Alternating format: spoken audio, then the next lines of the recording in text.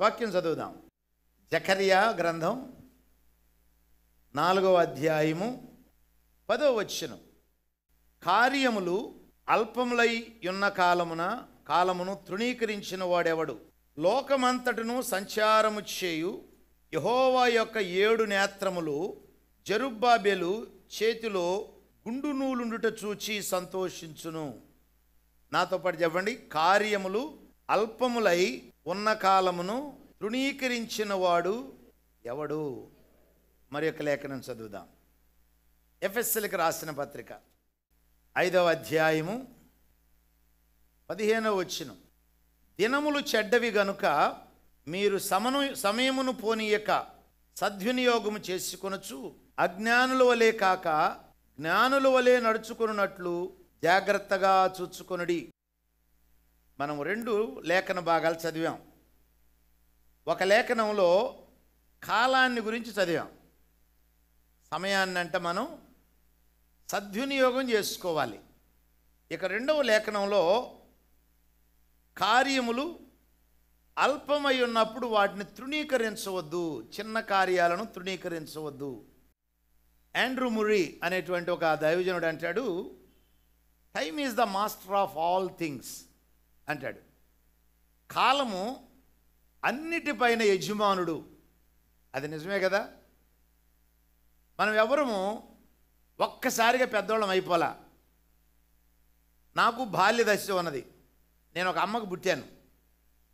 తర్వాత నెమ్మదిగా ఎదుక్కుంటూ ఇప్పటికి వచ్చాను. ఇంకా కొంతకాలం అయిపోతే ముసలోడిని అయిపోతా. ముసలోడిని అయినప్పుడు వెనక్కి తిరిగి చూస్తే ఎన్ని సంవత్సరాలు జీవితంలో. సో నేను ఉన్నటువంటి సమయం, నేనున్నటువంటి స్థితి నాకెవరిచ్చారు? దేవుడే. కానీ కాలక్రమంలో నేను అలాగయ్యాను. నేను బాల్య దశలో ఉన్నప్పుడు అమ్మా నాన్న మీద ఆధారపడ్డాను. పెళ్ళయిన తర్వాత లేక యవనస్తుడైన తర్వాత నా కాళ్ళ మీద నేను నిలబడటం నేర్చుకున్నాను. ముసలోడిని అయ్యేసరికి ఎంతో కొంత సంపాదించుకుని ఉంటా. మీరు కూడా అంతే కదా. సో ఒకప్పుడు ఒకళ్ళ మీద ఆధారపడినటువంటి నేను ఈ రోజున నా బిడ్డలను పోషించగలిగేవాడిని అయ్యాను. నా బిడ్డల కొరకు ఏదో ఒకటి సంపాదించగలిగేవాడిని అయ్యానంటే కారణం ఏంటంటే కాలము నన్ను ఆ స్థితికి తీసుకొచ్చింది. అంటే కాలక్రమంలో నేను ఎదుగుతూ వచ్చాను. కాబట్టి కాలం అనేది మన మీద ఏలికగా ఉంది. దేవుడు అలాగే పెట్టాడు. కాలాన్ని మన మీద ఏలికగా పెట్టాడు దేవుడు. నీ పెరట్లో ఒక చిన్న మొక్క పెట్టావు. మొక్క పెట్టిన తెల్లారి వెళ్ళి కాయలు చూసావు అనుకోండి, కాయలు కాస్తాయా? రోజు నీ కొడుకెళ్ళి చూస్తున్నాడు అనుకో, ఏంట్రా రోజు పొద్దున్నే పెరట్లోకి వెళ్ళి చూస్తున్నావు అంటే, ఏమన్నా కాయలు వచ్చి నేను చూస్తున్నాను మమ్మీ అంటే, అరే పిచ్చాడు నిన్నే కదరా మొక్క పెట్టింది, ఎట్ట వస్తాయి కాయలు? మరి ఎప్పుడు వస్తాయి మమ్మీ? ఉండరు, ఒక 3 నెలలు అన్నా పడుతుంది దానికి. సో 3 నెలల తర్వాత కదా కాయ వచ్చేది. ఆగాలి. ఆగటం అంటే కాలాన్ని నువ్వు గడుపుతూ ఉండాలి. అంటే కాలం నీ మీద ఏలికగా ఉన్నది. కాబట్టి కాలాన్ని దేవుడు మన మీద ఏలికగా పెట్టాడు. అది ఎప్పుడు జరిగిందంటే ఆదికాండం 1వ అధ్యాయంలోనే దేవుడు అలాగూ చేశాడు. కాబట్టి కాలాన్ని జాగ్రత్తగా వినియోగించుకోనండి, దాన్ని సద్వినియోగం చేసుకోండి అంటాడు. ఇదే ఆండ్రూ ముర్రీ మరి ఒక మాట అన్నాడు. దేవుడు కాలమును ఎందుకు మన మీద అధికారిగా పెట్టాడంటే God put everything under the slow growth అంటాడు. దేవుడు ప్రతిదాన్ని, ఈ భూమి మీద ఉన్న ప్రతిదాన్ని ఎదుగుదల క్రింద పెట్టాడంట. ప్రతిదాన్ని ఎదుగుదల కింద పెట్టాడు. ఇప్పుడు మొక్కే తీసుకోనండి. మొక్క ఎదిగి అంత చెట్టు అయింది. ఒకప్పుడు ఇప్పుడున్నటువంటి చెట్టు ఒకప్పటి మొక్క. ఇప్పుడున్నటువంటి మీ పాస్టర్ ఒకప్పుడు బాలుడు. ఇప్పుడు నువ్వు యవనస్తుడు.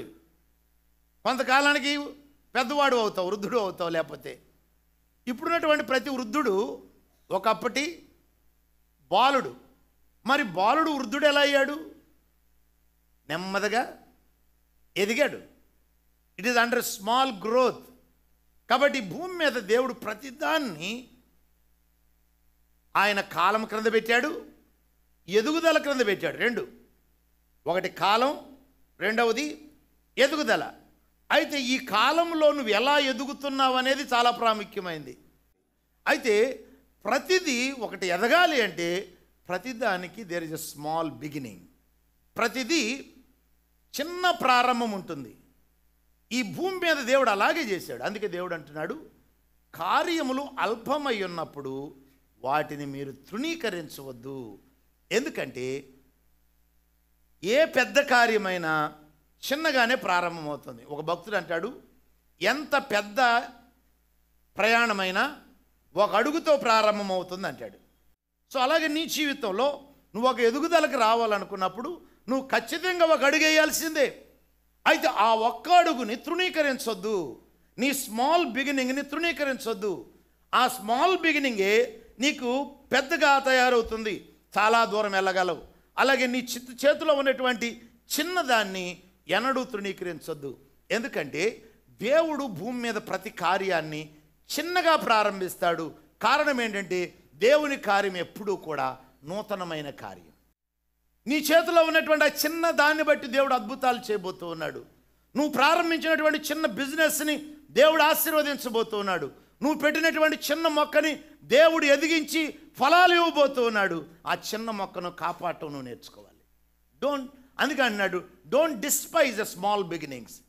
చిన్న వాటిని ఎన్నడూ తృణీకరించొద్దు. మానవుని యొక్క ఆలోచన ఏంటంటే పెద్ద వాటి మీద మనసు పెడతాం, చిన్న వాటి మీద మనసు పెట్టాం. దేవుని ఆలోచన ఎప్పుడు కూడా చిన్న వాటి మీద మనసు పెడతాడు. ఎందుకంటే ఇట్స్ న్యూ బిగినింగ్. ఈ నూతనమైనటువంటి మొక్కలో నుంచి నూతనమైన కార్యాలు దేవుడు చేయబోతున్నాడు. జీవం కలిగింది ఎదుగుతుంది, జీవం లేనిది ఎదుగుతుందా? జీవం లేనిది ఎన్నడూ ఎదగదు. కాబట్టి దేవుడు తన కార్యాలు చిన్నగా ఎందుకు ప్రారంభిస్తాడు? ఒకటి, ఇది నూతన కార్యం. దేవుడు ఎప్పుడూ కూడా నూతన కార్యాన్ని నీ జీవితంలో ప్రారంభిస్తాడు. అవును, నేను నిన్న డాక్టర్ గారి దగ్గరికి వెళ్ళినప్పుడు ఆయన ఇది తీసేసిన తర్వాత ఎక్స్రే తీశాడు. ఎక్స్రే తీసి చూపించి, పాస్టర్ గారు మీది చాలా బాగా కట్టుకుందండి అన్నాడు.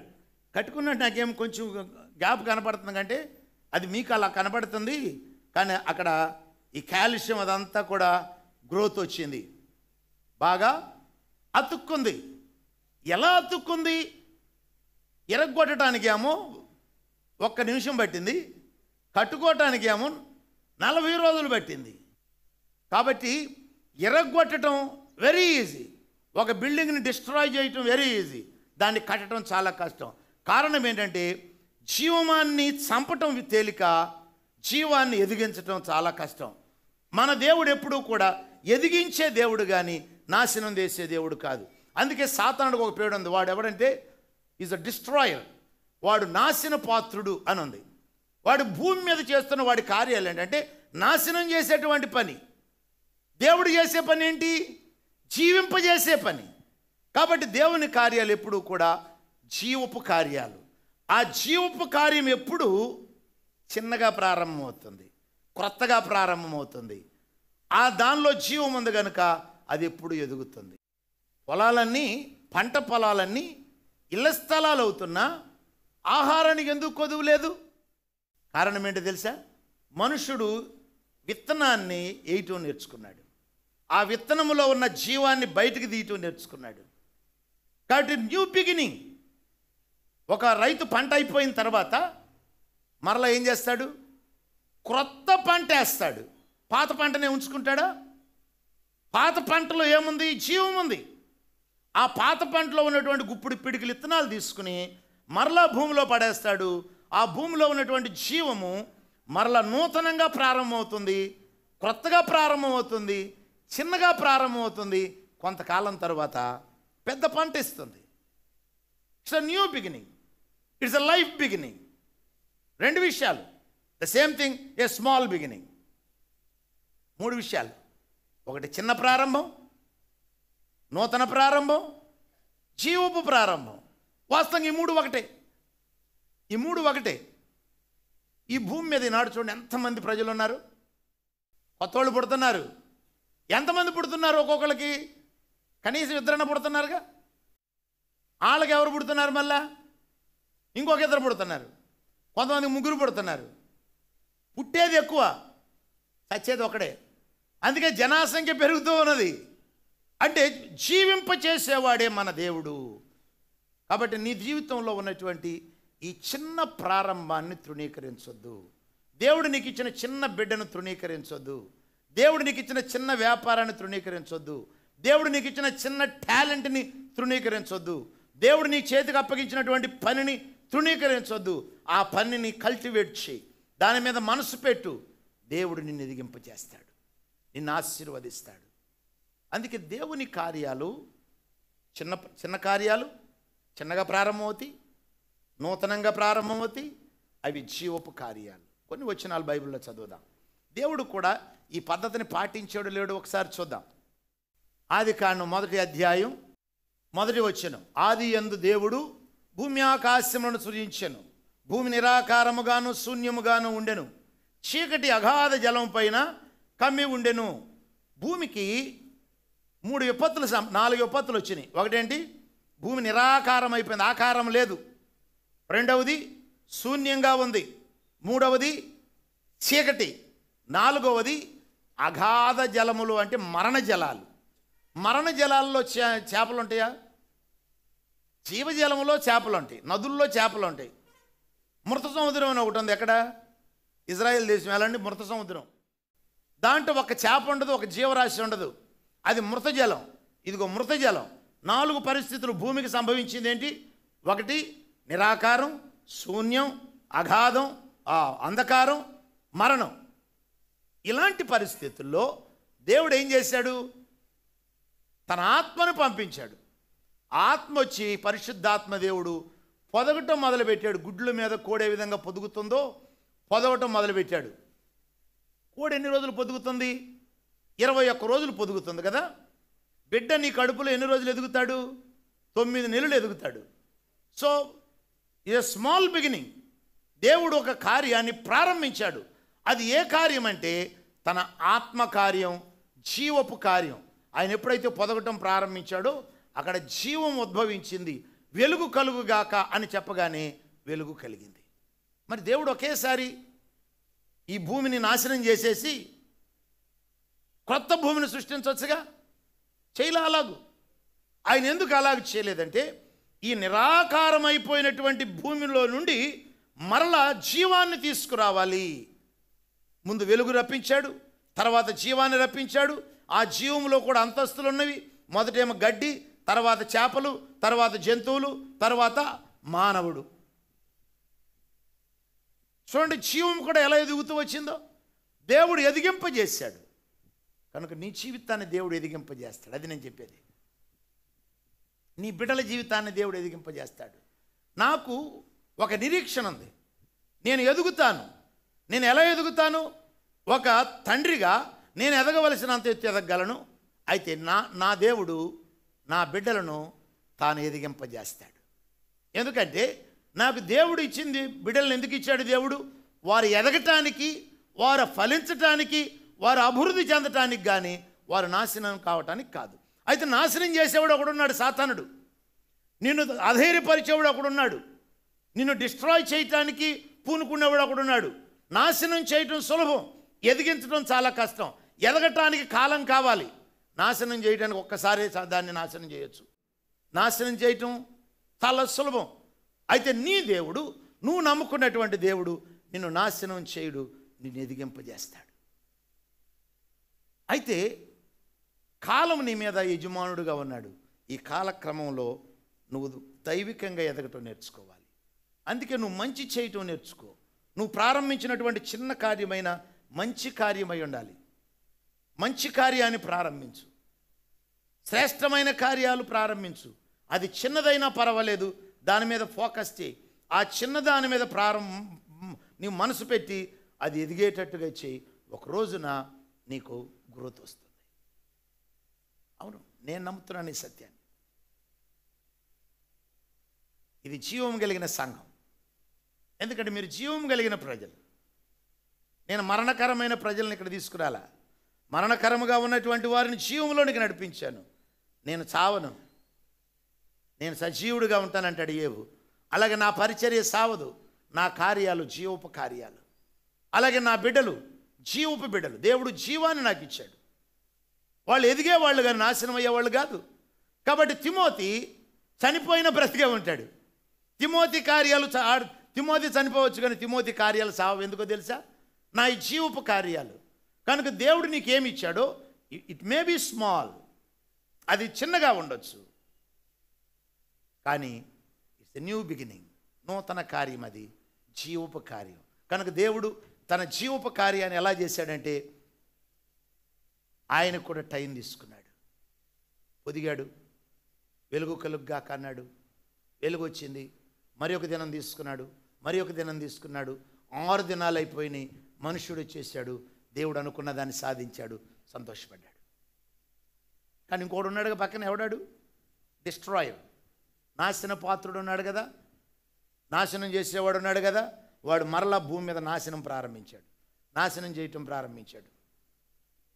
భూమి అంతా కూడా చెడిపోయింది. అప్పుడు దేవుడు అనుకున్నాడు, ఒక మనుష్యుడిని నేను ఏర్పాటు చేసుకోవాలనుకున్నాడు. ఆ మనుషుడు ఎవరు? అబ్రహాం. అబ్రహాం దేవుడు ఏర్పాటు చేసుకున్న తర్వాత అబ్రహాము నుంచి దేవుడు ఒక జనాంగాన్ని తేవాలనుకున్నాడు, కానీ ఒకేసారి జనాంగాన్ని తీసుకురాలేదు. దేవుడు ఏం చేశాడు? అబ్రహాముకి వాగ్దానం చేశాడు, నీకు ఒక కొడుకునిస్తాను. మరి ఇవ్వు ప్రభువా, 25 సంవత్సరాలు అయింది, దేవుడు ఇవ్వట్లా. ఈలోపు 16 సంవత్సరాలకే భార్య తొందరపడి, నా దాసితో పో, ఒక కొడుకు పుడతాడు నీకు, వాడే మన కొడుకు అనుకుందామని, దేవుడు కొంచెం సహాయం చేద్దాం మనం అని దేవుడికి సహాయం చేయడానికి పూనుకున్నాడు. దేవుడు కొంచెం సహాయం చేస్తేనన్నా పిల్లోడు పుడతాడు, కానీ పుట్టాడు. కానీ ఎవడు పుట్టాడు? శరీర సంబంధి పుట్టాడు. కానీ దేవుడు ఎవరి కొరకు ఎదురు చూస్తున్నాడు? ఆత్మ సంబంధి కొరకు ఎదురు చూస్తూ ఉన్నాడు. ఎందుకంటే దేవుడు ప్రారంభించేటువంటి కార్యము ఒక నూతన కార్యము, అంతేకాదు అది జీవపు కార్యం. ఏ కార్యం అది? జీవపు కార్యం. దేవుడు ఏమనుకున్నాడు? ఈ భూమి మీద దైవిక జనాంగాన్ని తీసుకురావాలి. ఏదో ఒక మనుషుడు కాదు దేవునికి కావలసింది, ఆత్మపుత్రుడు కావాలి. ఏ పుత్రుడు? ఆత్మపుత్రుడు కావాలి. ఆత్మపుత్రుడు కావాలి అంటే శరీరము నశించాలి. కాబట్టి అబ్రహామా, నేను ఎందుకు ఆగుతున్నానో నీకు తెలియదు అంటే, దేవుడు కూడా కాలానికి తల ఉంచాడు. అంటే దేవుడు కాలం ఆయన చేతిలో ఉంది. ఆయన ఎందుకు కాలానికి తల వంచాల్సి వచ్చింది? మనిషి కొరకు, తన కొరకు కాదు. ఆయన నిత్యుడు, is a God of eternity, is everlasting to everlasting. ఆయన నిత్యత్వం నుండి నిత్యత్వం వరకు ఉన్నవాడు, సమస్తాన్ని కలుగు చేసిన వాడు. ఆయన కాలానికి అతీతుడు. కలుగుగాక అంటే సమస్తాన్ని కలుగు చేయగలిగినటువంటి వాడు. ఎప్పుడైతే కాలాన్ని ప్రారంభించాడో ఆయన కూడా కాలంలో కనిపెట్టుకునే ఉన్నాడు. ఎందుకు కనిపెట్టుకున్నాడు? అబ్రహాములో ఉన్నటువంటి ఆ శరీరము నాశనం కావాలి. ఏం కావాలి? శరీరం నాశనం కావాలి. కొన్నిసార్లు నీ జీవితంలో, నా జీవితంలో దేవుడు కార్యాలు చేయటానికి ఎందుకు ఆలస్యం చేస్తాడో తెలుసా? నీలో ఉన్న అసూయ ఇంకా బోలా, కోపం ఇంకా బోలా, అనుమానం ఇంకా బోలా. శరీరము, నాకు శరీర పుత్రుడొద్దు. అబ్రహామా, నీ నుంచి వచ్చేవాడు వాగ్దాన పుత్రుడు. ఆ వాగ్దాన పుత్రుడు ఆత్మపుత్రుడై ఉండాలి. ఎందుకంటే వీడే నూతన జనాంగానికి తండ్రి కాబోతూ ఉన్నాడు. అబ్రహాము ఇశ్రాయేలీలకు మూల పురుషుడే కానీ అసలైనటువంటి వ్యక్తి అబ్రహాము కాదు. అబ్రహాము గర్భములో నుంచి వచ్చేటువంటి ఆత్మపుత్రుడైన ఇస్సాకు పుట్టాలి. ఎందుకంటే దేవుని కార్యము జీవపు కార్యం, శరీర కార్యము కాదు. అలాగే నీ జీవితంలో దేవుడు చేయాలనుకున్న కార్యాలు ఏంటంటే జీవపు కార్యాలు. అందుకే యేసు ప్రభువుని నమ్ముకున్న వెంటనే నేను పెద్ద మీదుగా ఇచ్చేసాడు దేవుడు. నా జీవితంలో నేనేమనుకుంటున్నాను అది కాదు జరిగించేది, నా దేవుడు తానేమనుకుంటున్నాడు అది జరిగిస్తాడు. ఎందుకంటే నేను ఆయన కుమారుణ్ణి. నా జీవితంలో జరిగే కార్యాలు జీవపు కార్యాలు, శరీర కార్యాలు కాదు. శరీర కార్యాలు అయితే వెంటనే ఇష్మాయిల్ని గనేయచ్చు. ఇస్సాకు పుట్టాలంటే ఆగాల్సిందే.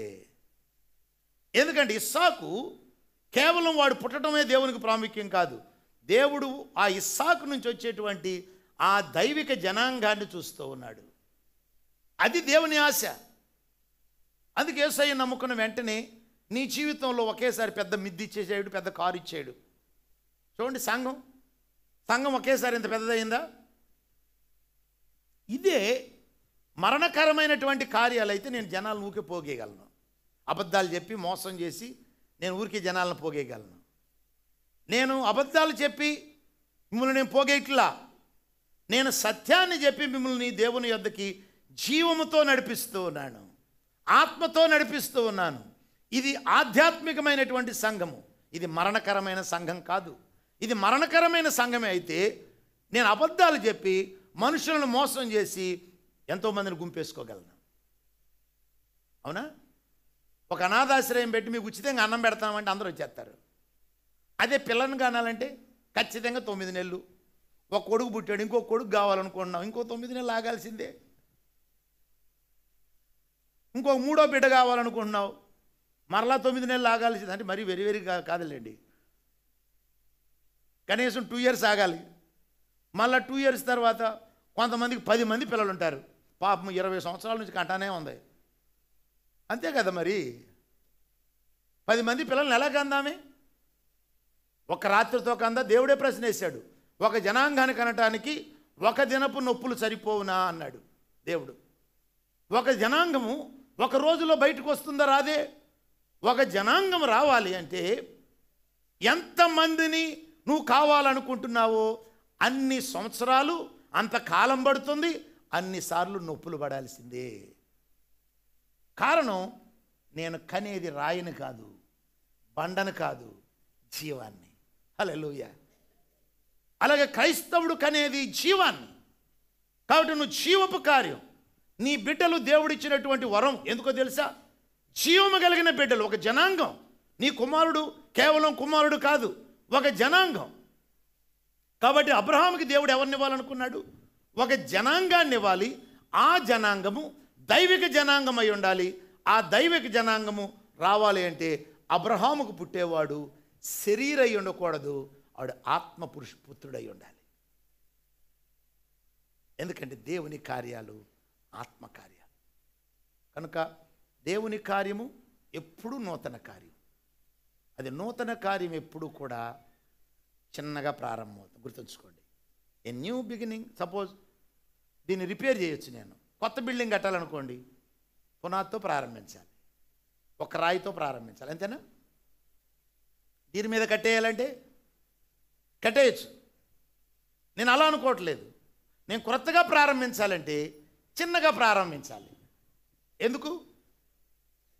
కొత్తది ఎప్పుడు చిన్నగానే ప్రారంభమవుతుంది. నేను కొత్త పంట వేయాలనుకుంటున్నాను, కొత్త పంట వేయాలంటే చిన్నగానే వేయాలి నేను. ఎందుకంటే అది జీవోపకార్యం. ఒకటి నూతన కార్యం, జీవోపకార్యం. నూతన కార్యము, జీవోపకార్యము చిన్నగా ప్రారంభమవుతుంది. ఈ భూమి మీద ఉన్నటువంటి ఏ చెట్టు అయినా తీసుకో, దేన్నైనా తీసుకో, ఇవన్నీ కూడా చిన్నగా ప్రారంభమైనవి. ఎందుకంటే ఆ విత్తనంతో ప్రారంభమైంది, జీవముతో ప్రారంభమైంది. జీవోపకార్యాలు ఎప్పుడు టైం పడుతుంది. కనుక నువ్వు ఓపికగా కనిపెట్టి దేవుని దగ్గర, దేవుడు నిన్ను ఖచ్చితంగా ఆశీర్వదిస్తాడు. ఈ చిన్న విషయాన్ని మనసులో పెట్టుకోనండి. దేవుని కార్యాలు నూతన కార్యాలు. ఇది నూతన కార్యమే అయితే చిన్నగానే ప్రారంభమవుతుంది. కాబట్టి నా జీవితం చిన్నగా ఉన్నప్పుడు నేను దాన్ని తృణీకరించకూడదు. Start well, wait upon the Lord. తొందరపడద్దు, కనిపెట్టుకో, ప్రార్థిస్తూనే ఉండు. ఏం చేస్తున్నాను నేను? నా దేవుడు నా చేతికి అప్పించిన చిన్నదాన్ని కాపాడుతున్నాను. దేవుడు ఎదిగింపజేస్తున్నాడు. చిన్నదాని మీద నేను మనసు పెడుతున్నాను. నేను ఎందుకు పెడుతున్నానంటే ఇది దేవుని కార్యం, ఇది జీవోపకార్యం, ఇది ఎదుగుతుంది, ఇది నాశనం కాదు. అది నాశనం కాదు కనుక నేను దాన్ని కాపాడాలి, దేవుని ఎదుగు కనిపెట్టుకోవాలి. అలాగే నీ బిడ్డలు పెద్దోళ్ళు అయ్యే వరకు ఆగొద్దు. పెద్దోళ్ళు అయ్యేదాకా ఆగేవనుకోండి ఏమవుతుంది? అలాగే దేవుడిని ఒక చిన్న బిడ్డనిచ్చాడు. ఆ చిన్న బిడ్డలో జీవాన్ని చూడు, ఎదుగుదల చూడు, ఫలాలు చూడు, దేవుడు చేయబోయే కార్యాలు చూడు. అలాగే దేవుడి చేతికి అప్పగించిన పనిని తృణీకరించొద్దు. అలాగే నీకు ఎడ్యుకేషన్ ఉంది, ఆ చిన్నదాన్ని తృణీకరించొద్దు. Focus on it. అది దేవుడిచ్చిన కార్యము, అది నూతన కార్యము, చిన్నగానే ప్రారంభమవుతుంది. అయితే దాంట్లో జీవం ఉంది, అది ఖచ్చితంగా ఎదుగుతుంది. అలాగే నీకు వివాహం అయింది, చిన్న జీవితం. చిన్న జీవితం పెద్ద జీవితం యేసయ్య అన్నాడు, చిన్న మంద భయపడకుడి చిన్నమందని ఎవరిని అన్నాడు? పెళ్లి చేసుకున్నటువంటి భార్యాభర్తలారా, భయపడకుడి, నేనున్నాను. అవును, జీవోపక్రియగా పెళ్ళి అనేది ఏంటి? పెళ్ళి కూడా ఒక జీవోపక్రియ, తెలుసా కదా? అందుకే కదా పెళ్లి కాగానే పిల్లలు పుట్టేది. అయ్యా పెళ్లి కాకుండా కూడా కనేవాళ్ళు ఉన్నారుగా, అది వేరు. వివాహం కాబట్టి వివాహము ఆనందంగా ఉండాలంటే ఏం చూడాలి మీరు? జీతం ఎంత వస్తుంది, కారు ఉందా, బంగళాలు ఉన్నాయా, ఇవి చూడొద్దు. దేని మీద మనసు పెట్టు? నీ భార్యాభర్తల సంబంధం మీద మనసు పెట్టు. ఇది ఒక జీవోపక్రియ. నువ్వు ఫలిస్తావు. నీకు దేవుడు ఏమిస్తున్నాడు? ఆశీర్వాదాన్ని ఇచ్చేశాడు. కొడుకునిచ్చాడు, లేకపోతే కూతురునిచ్చాడు. ఆ చిన్న ప్రారంభాన్ని తృణీకరించొద్దు. చిన్న ఇంట్లో ఉన్నారు, తృణీకరించొద్దు. ఆ చిన్న దాని మీద మనసు పెట్టండి. ఇది దేవుడిచ్చిందని గుర్తించండి, దాన్ని కాపాడండి. అది ఎదుగుతుంది, దేవుడు నీకు ఫలాన్ని ఇస్తాడు. అలాగే నీ చిన్న జీవితాన్ని తృణీకరించుకోవద్దు. You are precious in God's sight. నువ్వు దేవుని దృష్టిలో విలువైన వాడు. ఎందుకో తెలుసా? తల్లి కడుపులో నిన్ను పుట్టించింది దేవుడే, నిన్ను నిర్మించింది దేవుడే, నిన్ను భూమి మీద పుట్టించింది దేవుడే. నువ్వు ఎదుగుతావు, నువ్వు అభివృద్ధి చెందుతావు. నీ ద్వారా దేవుడు ఫలాలు తీసుకొస్తాడు, దేవుడు మహింపరచబడతాడు.